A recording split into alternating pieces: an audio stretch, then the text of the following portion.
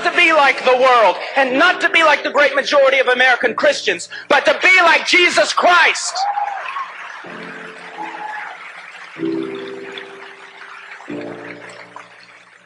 I don't know why you're clapping. I'm talking about you. What's wrong with you people? I'm serious. You can't say amen. You ought to say ouch. Hello, humblebees. Welcome to Tulips and Honey. Hi, humblebees. Welcome back to Tulips and Honey. I am your host, Lauren Hereford, and today I have a very special guest back on the program to discuss publishing, writing, all of the good stuff that happens whenever it comes to like publishing books, especially particularly in the Christian Reformed community. Dave Jenkins, thank you so much for joining me back on the program. Yeah, it's great to be on with you again, friend. We have a really exciting topic. Obviously, you've been on the program before. And the last time, I think, we talked about your book that you had published. And there's going to be more books, of course, coming. We talked about that last time.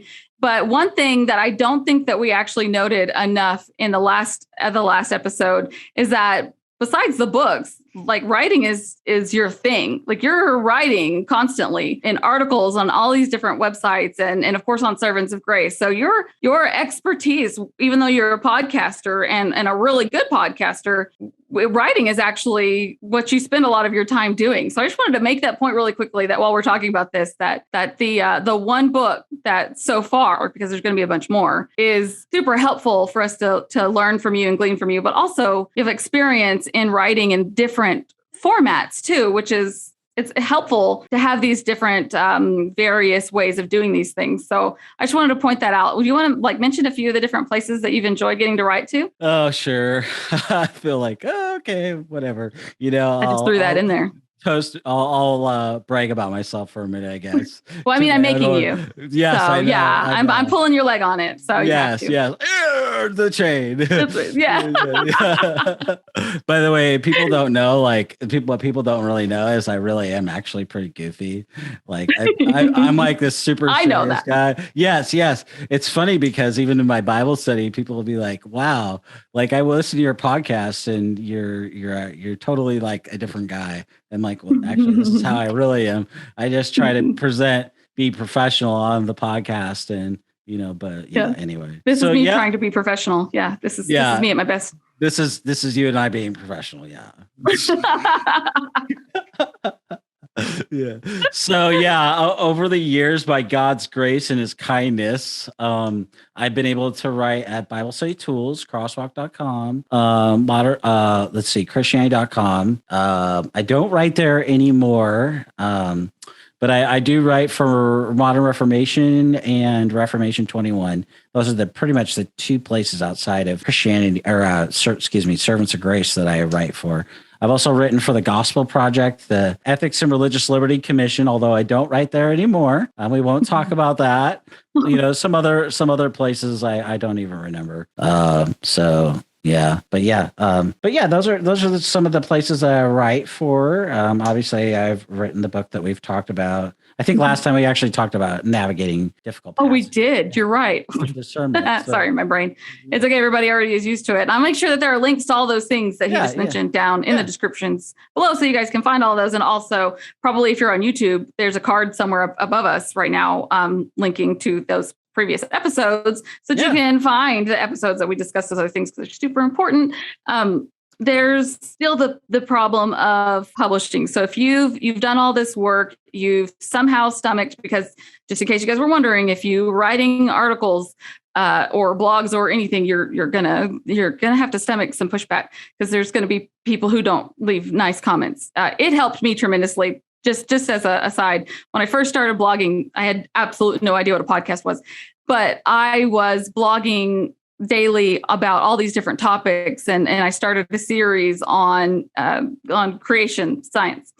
And it was amazing to me that like all the different articles that I had written about, the thing that really upset people was whenever I started talking about how God created the earth in 6 days and that things were not billions of years old. I got so many people having conversations that it actually created new content for me to write about because of the comments I was getting from these other folks so that I could clarify things. And it was so weird to me how then they would shift and they would want to talk to me about the theology articles and stuff like that. But but it helped me toughen up a little bit. Like it helped me thicken my skin to realize that there are most people online, not everybody, but most people online aren't necessarily there to write nice comments you. And that's just something to be expected, and you can use it to help you down the road. But so if you've stomached all of that, you've gotten through all of the difficulties, and now you're ready. How do you go about publishing? How do you get to that point where you're actually going to publish a book? Because there's a lot of different ways to publish now. There's self-publishing, and I have no idea what indie publishing means, but there's apparently that. And then there's the regular publishing. So how do you get there? Yeah. The reason that we started off talking about writing articles and starting a blog is you have to have an audience. So getting published, what the average writer doesn't understand is the publisher is going to spend, a traditional publisher is going to spend, $5,000 to $30,000 to publish your book. I had no idea that it costs that much money. They're gonna, they have to have an editor to go over your work. That's money. Then they have to have money to market your book, which oftentimes is way more than that. I mean, it's usually high on that higher end of that scale. By and large, like with Crossway and Zondervan and Thomas Nelson and those kind of things, they're going to spend, thousands and maybe tens of thousands of dollars publishing and promoting and, helping the author to, get the book, not to mention, giving them an advance on the book and so on and so forth. In fact, one of my jobs as a literary agent is to help people get published. So what I do is I help them to craft a proposal. What a proposal is, it's basically like, think of like a, you go, if anybody's like a real estate agent, they have a plan to sell your house. You're putting out a plan for, they'll propose something to you for the plan to sell your house. The proposal is basically you selling not only your idea for the book, but also, yourself to the publisher. Why should they invest in you? What have you done to help them to make it easier to get published? That's the best way I know how to explain that. And so that's why you would want to start building your audience with your blog or a podcast as well. You could do it that way. And then see how it goes. And then, start where you're at, start small, and then continue out as you continue to refine your craft and ability and so on and so forth. That can take time. It can take less time for some people. Probably I'll be honest, like this will probably blow Costy's mind if he ever watches this, but like Costy. Oh, Costy watches my show constantly. Don't worry. Oh yeah. Totally. Yeah. Like I met Costy, I think it was 2014 or so. And he just texted me. I didn't know who he was. I was like, Hin. I've heard Hin before.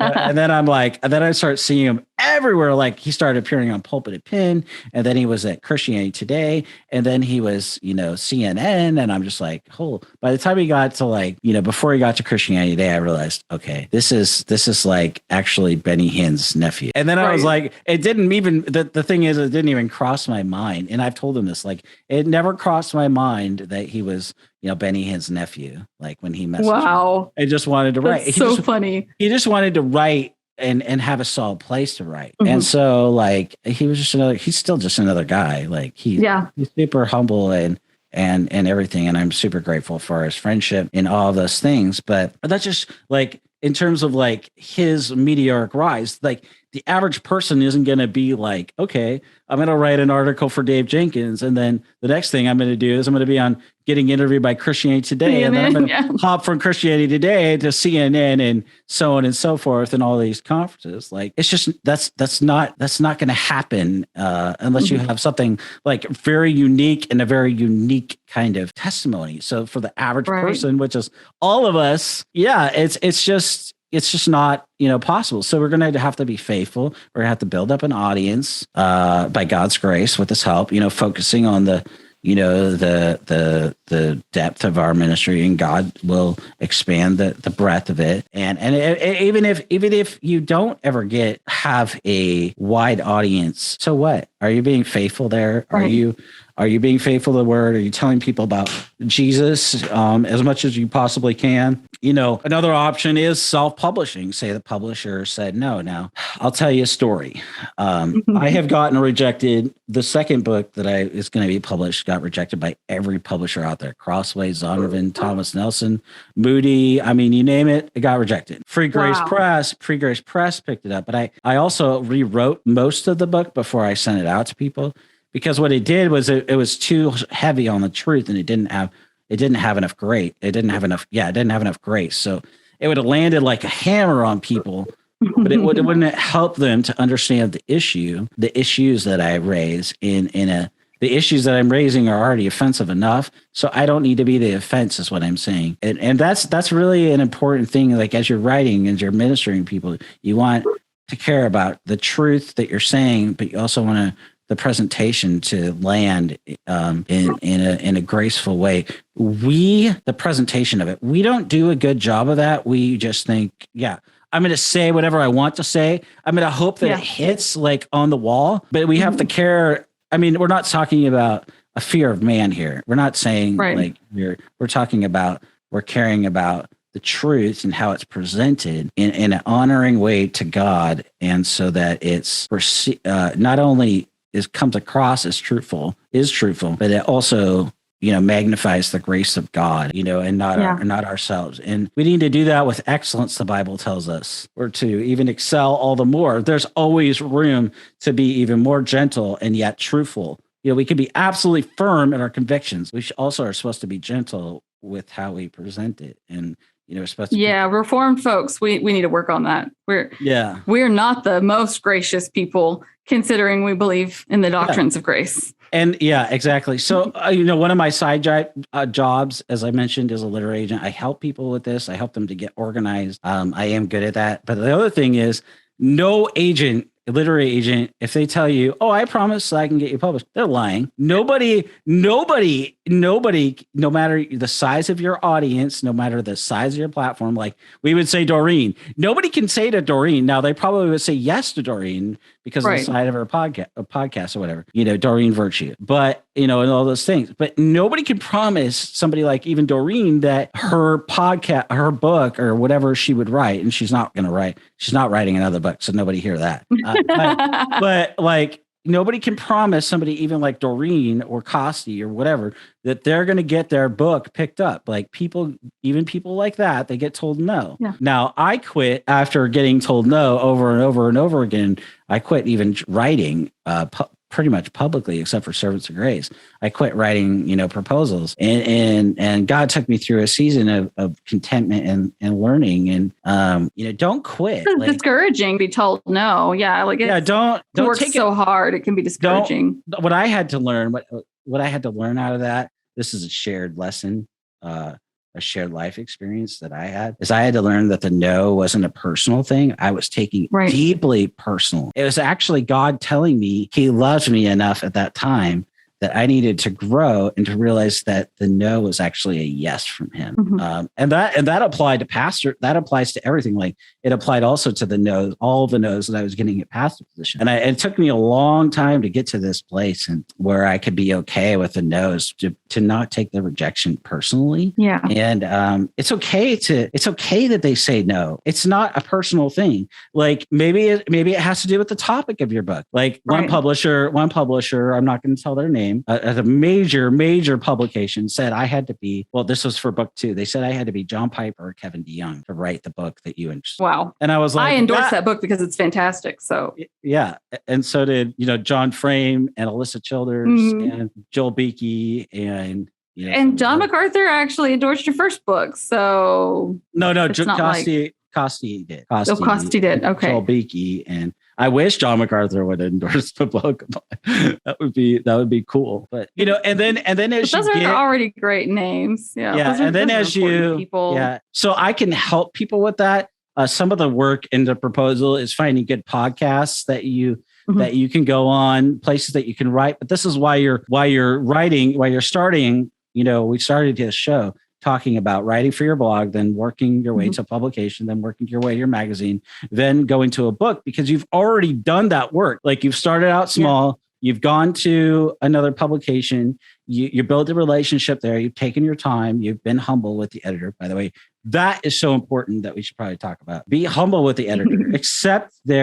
Accept the majority of their edits. Now, that doesn't mean you have to accept all of their edits, but you want to be humble. You want to show the editor that you're going to be teachable because they're giving you a platform that you didn't have.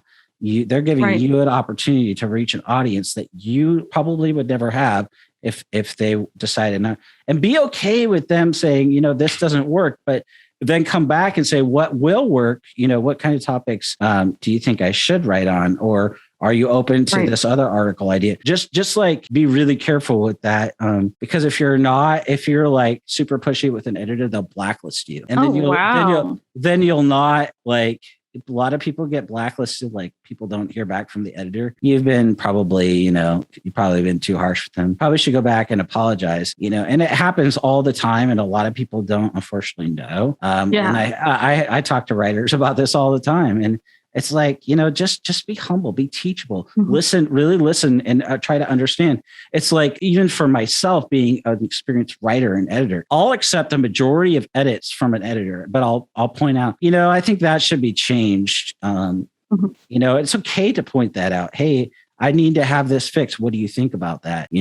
Most people aren't like me. So, I'm just thinking like for the average person, you want to just say that like, hey, I see this discrepancy here, this issue, can you fix that for me? Or what do you think? Do you think that's okay?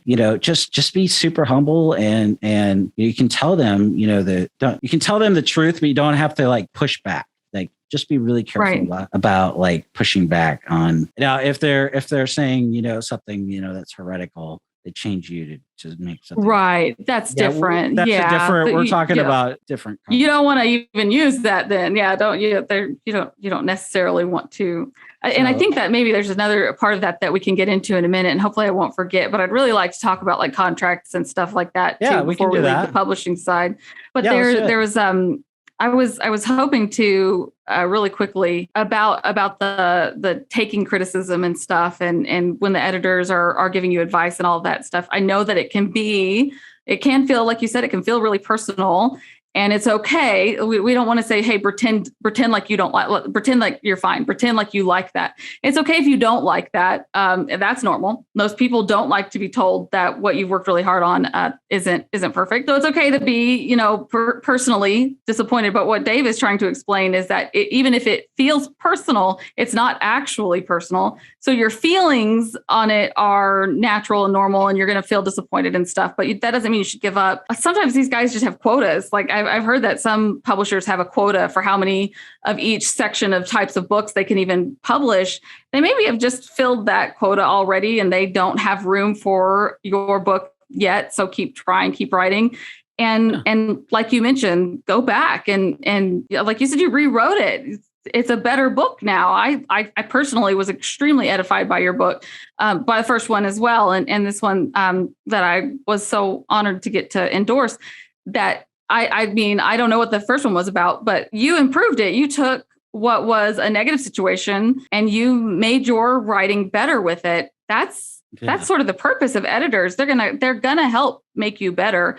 But not if every time somebody says, if you are having a hard time with that, never have children, because I promise you that they walk around all day long criticizing you. It's like what little children do. They find every little flaw and remind you of all the times that you've burned dinner. So you'll get steadily better at accepting that, especially if you take Dave's advice about starting the writing in advance. If you're just going to throw a book out and you've never dealt with the rejection of having something that you've written be, brutally struck down, then it's going to be a lot harder. Yeah. You're gonna really hate the reviews when they come back and you're like, this book had spelling errors, grammatical errors. It didn't flow well. It read like, it was. And then your editor can just sit over there being like, I told you. Let's be like, let's just like it is. Somebody might say even like your book is worth as much as toilet paper. I mean, but might as well be used for as like toilet paper. I mean, who wants to do that? You can't use that expression anymore now because toilet paper is very important. Yes. So sorry. Oh, so sorry. Just kidding. But contracts, there is a lot to be said about whenever you finally find a publisher, making sure that your contracts are something you're comfortable with. And that has to do with the editors too, right? Like if you have it in the contract that certain things can't be changed, then you have yourself a little bit of protection from the editor saying, I want you to write something heretical because you've protected yourself. So when somebody is finding a publisher, there's a whole contract signing, right? Like that's a whole legal side of it. Yeah. Yeah. I mean, that's why you're careful about what kind of publisher that you would send it to and so forth. So back to the proposal thing, just really quick. You want to summarize what the book is about. You want to explain the need for it. You want to have the action plan that you want the reader to take. You only want a big thing to say. Oh, this relates to the contract thing. I'll go there. Okay. You want to do the intro, only the intro in the first chapter. Reason is, and maybe the second chapter. You want to make sure that those are very well edited. The editor, when they get it, they'll probably only scan your entire proposal. So you don't want any obvious errors, and you don't want any errors at all. My advice as a literary agent and somebody who writes and edits is to not write the whole book. Wait till you get the book contract. If you can't get a contract, it's okay, to go publish on Amazon. It's going to be harder for you. You're going to need some help, especially if you've never, you don't have an audience, or most people, the average person doesn't have a built-in audience like, I do with Servants of Grace and those kind of things, And in the Reformed community, we're very weary of new names. Hugh and I, we've been talking about books a lot over the past couple of days and different names and stuff. And I've mentioned to you a couple of times, just in our own personal conversations, that sometimes I get sent books from people, and if I've never heard of this name and I can't find any information about this person online, I'm far less likely to really put the effort into reading a 400-page book if I don't know already. I mean, because I have a lot going on already. There's not a lot of time left in my day. Am I going to invest that little bit of time that I have left into your book if there's nothing out there to tell me that you're not wonky in your theology? But if you've got this already set up, we won't be so nervous about finding your name. Especially if you're going to self-publish. Not that publishers guarantee anything. We have some issues with different authors that publish in the big names, of course. But I mean, you don't even have that little bit backing you up. And then if your name's not well known, it's going to be a lot more difficult for people in the Reformed community. If you're posting theological stuff, if your book is theological, we are already really cautious people. Most of us having come out of Word of Faith or other false theological viewpoints. So It's a really important thing to consider. It's not a personal thing. Nobody is saying, hey, you personally, we don't want to read your book just because of you personally. It might just be that people don't know who you are theologically and where you stand. It's hard to get on podcasts like that. I'm not going to have a guest on my show if there's literally nothing available about them theologically. It's dangerous for podcasters and stuff like that to do it. It'll be hard for bloggers to review your book. As a blog reviewer, I do a lot of book reviews on my blog, I'm sent a ton of books. Throughout the week, I get people sending me their books, which is great. I'm not complaining about that. I love that. But if you don't have anything online about you, it makes me really nervous. Just to even give you an ear. Yeah, what we're talking about in this process is over time, you're going to build credibility. That's what you're saying. Yeah, and people are going to know you. They're going to trust you.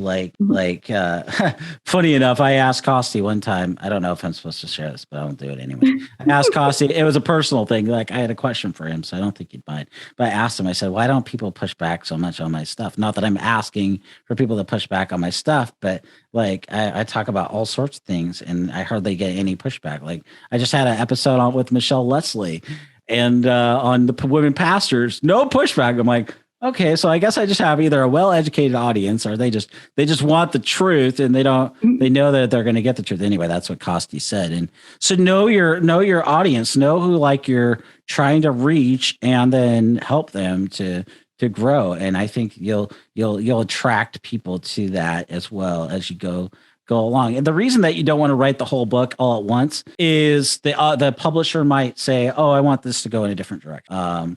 So you just wasted all that time. Writing is a lot of work. So like, that's why you need somebody to like, especially as you learn to write a proposal, you need somebody that knows what they're doing and can help you to craft it. Like I have helped many people not only get published personally before I even started doing Literary Agent. Like I was helping people to get published even before I was published, and it was hilarious. And I was helping people like come up with a plan, for promoting their book, because I've done, maybe people don't know this. Again, I don't like talking about myself too much, but I've done over 350 published reviews, and I've done over 350 author interviews. So wow. I've done this since 2009, and so I've been podcasting since 2015 on doing author interviews. And you're going to build trust with the publisher.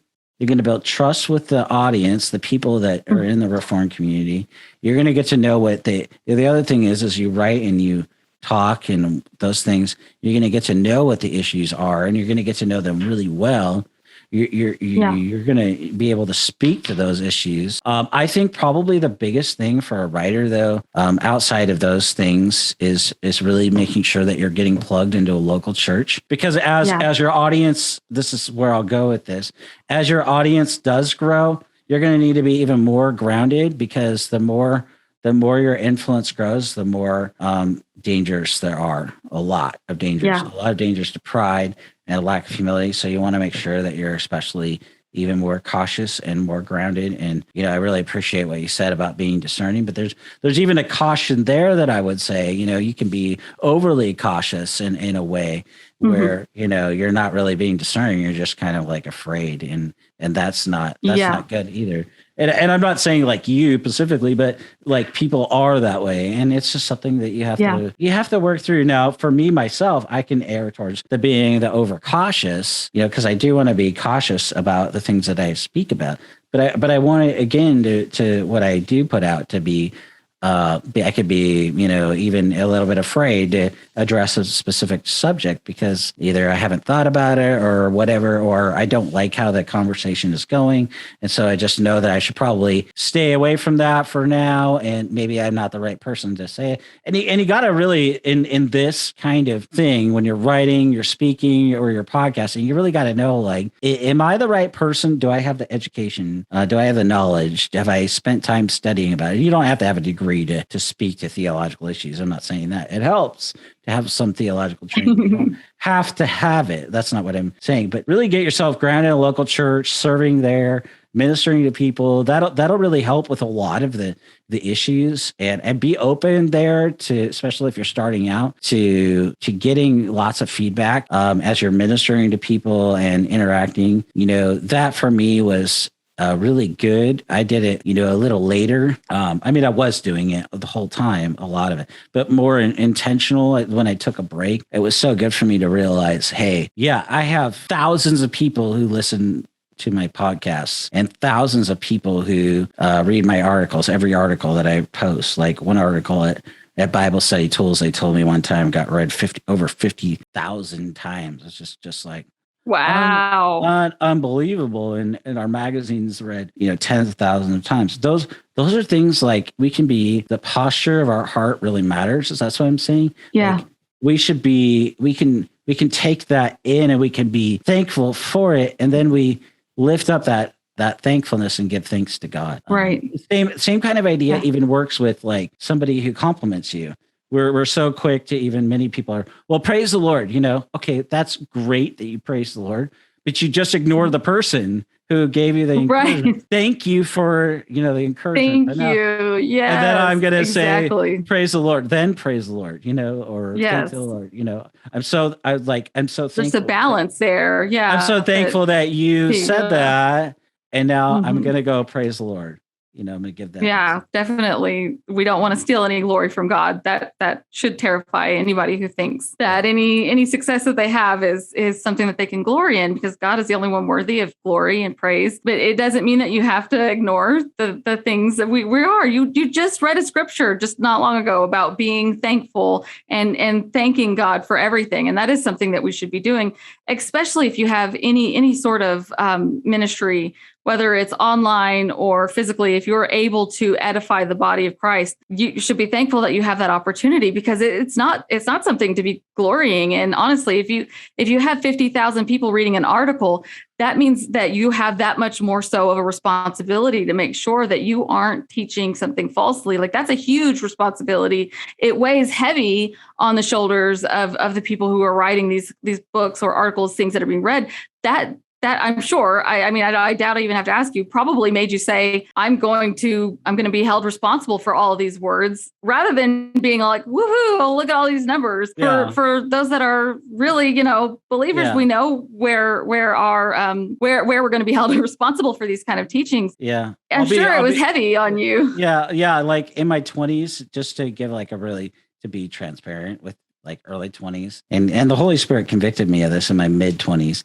But I would take this praise I was getting from pretty much the time I was 19 until like probably 24 or 25. It's one of the things that the Lord convicted me of. It was a lack of humility, and along with some other things. But, taking it in and not lifting it up, not even acknowledging the person. And then mostly it was taking it in and accepting it, as the encouragement for me. You know what I mean? Like it's okay to take it in and be encouraged in the moment. What's not okay is not to lift it up to the Lord.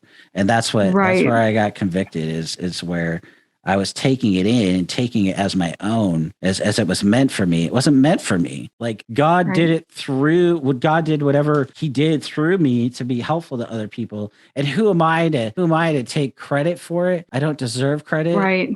I don't deserve anything. What I deserve is hell.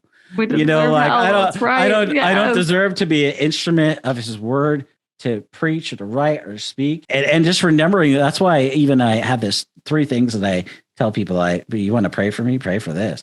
Pray that I be faithful to the word, faithful to the gospel in the word. Pray that I be focused on the mission, that God has given me, the ministry that God's given me, and please pray that I be humble, because I really do want to finish well. I don't want to be a hindrance or a stumbling block to anybody. And like, to your point, it used to weigh the whole thing. It used to weigh more heavily on me when I was younger, but over time it doesn't really weigh as heavily on me. I mean, it depends.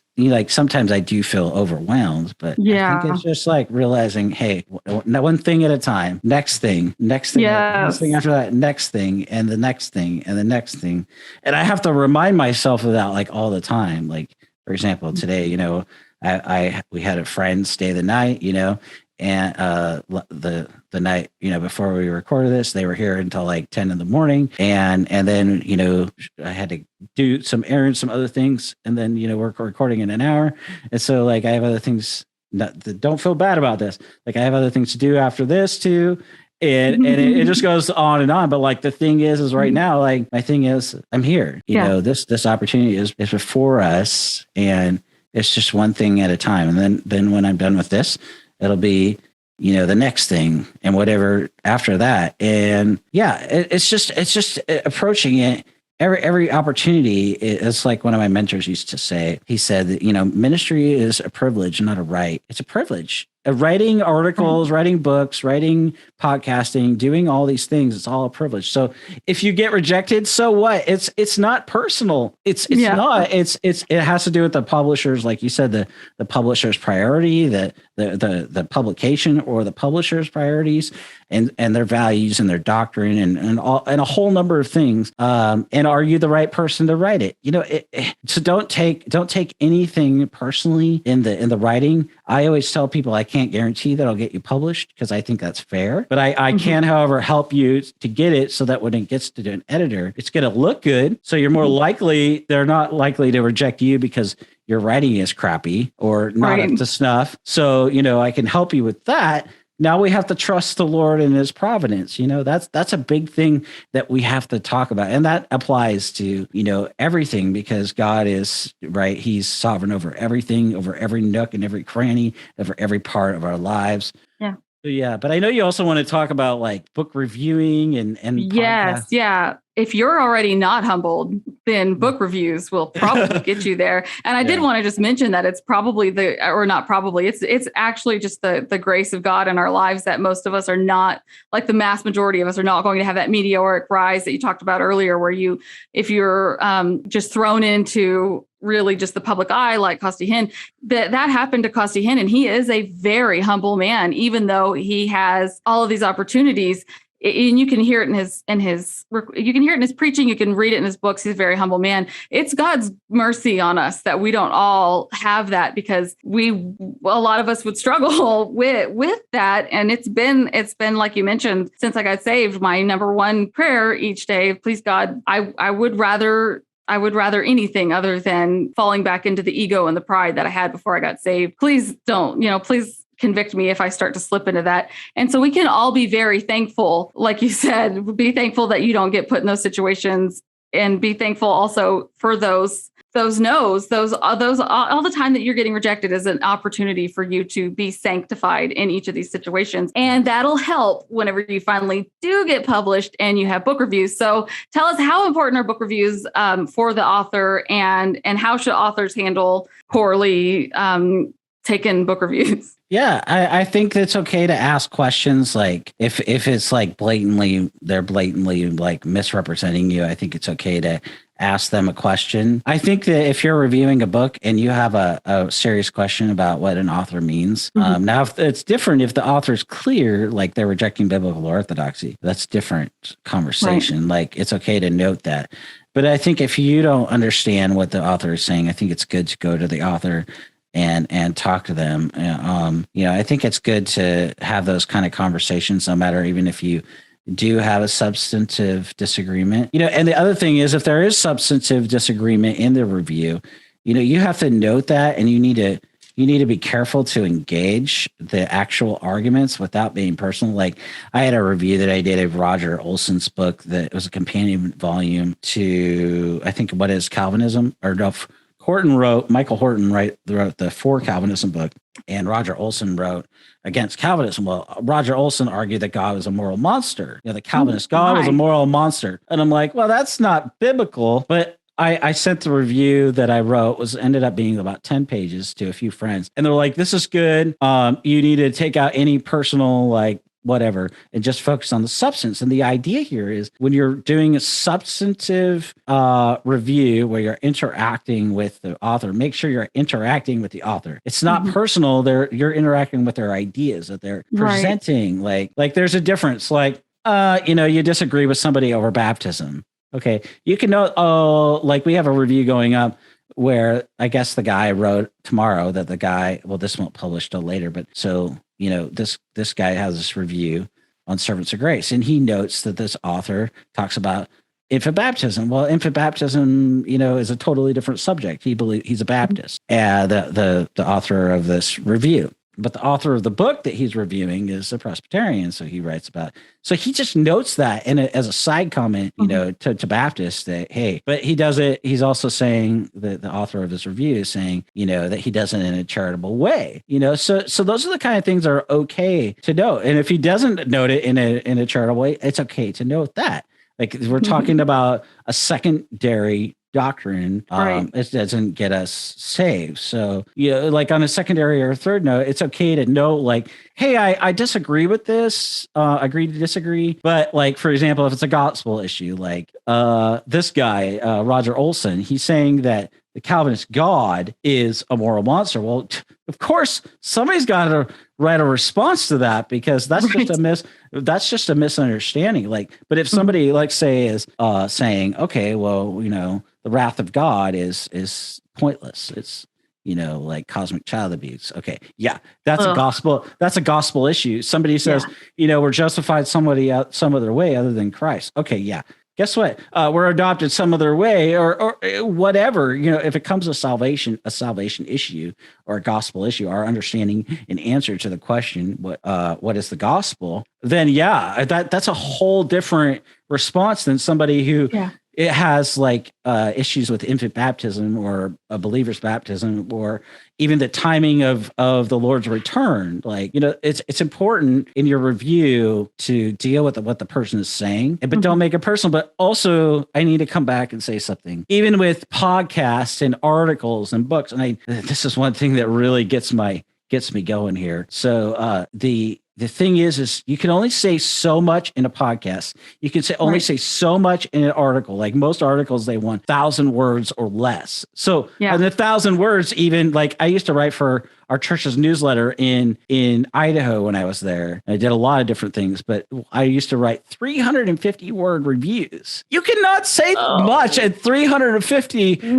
words, and you can't say much in an article, which I did for men, in 350 words, but it helped me to be very concise and, to the point. So the point is, make sure that, you're interacting with the ideas, do it in a fair way. We're to give an answer, right? 1 Peter 3:15, Jude 3, we're to give an answer for the reason, for the hope that we have. We're to contend for the faith, but we're to do it with gentleness and respect. I get those kind of comments all the times where people are like, but you didn't talk about such and such. You didn't deal with this and that. Well, I know, but I can't do a 10-hour podcast. But you did. But what did you talk about?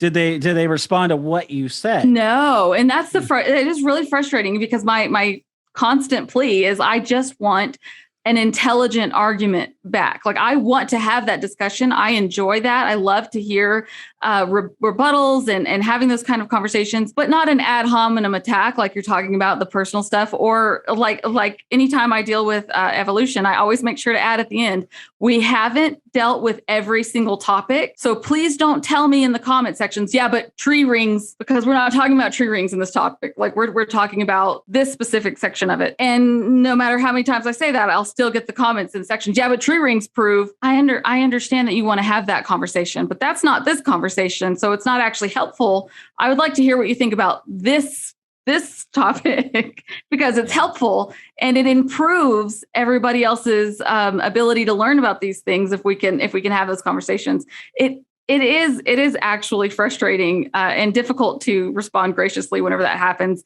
And also, it just doesn't help the overall, like if it's an article or the book, whatever your review is, if you've gone completely off topic and not in the gracious way that you just mentioned, like just noting, sometimes if I'm reviewing a book, I can just say, I don't particularly agree with everything with this person's theology, but I love this book. And this book itself is great because of this reason and this reason and this reason. Or I do agree with this person's theology, but this book has a problem because of this, this, and this. Yep. That's sort of like just noting it. That's helpful. That way you and I don't get, we don't get people saying, how dare you approve of this person's book? Don't you know they're Presbyterians? Yep. So you're covering all the bases, whatever. You're covering all of them and you're doing it in a gracious way without bringing other things in. The best way I can recommend, because I do actually want to talk about these topics, actually tell the author or the podcast or whatever it is, thank you for talking about this. I would love to hear your opinion about such and such. Yeah. That's opening up the dialogue or giving them more topics to discuss. You can do that via message without it pretending to be a review. Yeah, absolutely.